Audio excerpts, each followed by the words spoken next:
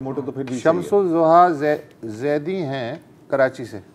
ज़ुबैरी अस्सलाम वालेकुम। वालेकुम सलाम जी तमाम तीनों हज़रात को मेरा सलाम। ये बड़ी जज्बाती कॉलें आपके प्रोग्राम में आ रही हैं। मैं एक बिल्कुल इससे हट के एक इंसानी मसले पे आपकी तवज्जो पहले भी दिला चुका हूँ। जी फरमाइए। दिलवा रहा हूँ।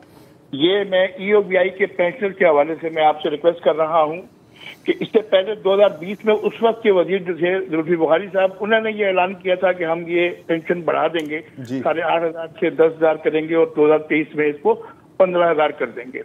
वो मामला खत्म हो गया। अब जो नए वजीर साहब आए, इन्होंने भी ये ऐलान किया था दिसंबर के महीने में कि हम जनवरी में इस पेंशन को बढ़ाने का ऐलान कर देंगे, लेकिन जनवरी गुजर गया, अब फरवरी आ गया है। आप यकीन कीजिए कि इस इन्फ्लेशन के दौर में आप खुद समझ सकते हैं कि 8,500 में गरीब पेंशन 5 लाख पेंशन इस वक्त डिप्राइव हो रहे हैं, पूरी तरीके से डिप्राइव हो रहे हैं कि वो दवाई नहीं खरीद सकते, बगैर इलाज के वो डेथ हो रही है लोगों की। ये मैं वाइस प्रेसिडेंट हूँ एप्वा का, यानी जो EOBI पेंशन वेलफेयर एसोसिएशन है। हम इसके लिए हर फोरम पे गए हैं, लेकिन आपका प्रोग्राम मैं इससे पहले 2-3 दफा इसमें शामिल हो चुका हूं। आपने यकीनन आगे फॉरवर्ड भी किया है, लेकिन कोई अमल नहीं हुआ। 400 अरब से ज्यादा का सरमाया इस इदारे के पास मौजूद है, जो इन्होंने इन्वेस्टमेंट की हुई है, वहां से इनको प्रॉफिट भी आ रहा है, और अब इनका जो फंड कैलकुलेट हो रहा है, कलेक्ट हो रहा है, वो 25,000 की बेसिस पे 1,500 रुपए पर एम्प्लॉय कलेक्ट हो रहा है, यानी इनका फंड भी ज्यादा कलेक्शन पे आ रहा है। इनके पास एवेन्यूज मौजूद हैं ये बढ़ाने के, लेकिन इनकी नीयत नहीं है, या क्या वजह है मेरी समझ से बाहर है। जुबैरी साहब, हमने एक ब्रेक लेनी है। ब्रेक से पहले मैं अब ब्रेक के बाद आपके जवाब देने की कोशिश। सिंपल है कि उनका प्रॉफिट आपके लॉस से जुड़ा हुआ है बेसिकली। एक वक्फा लेते हैं, फिर इस पे बात।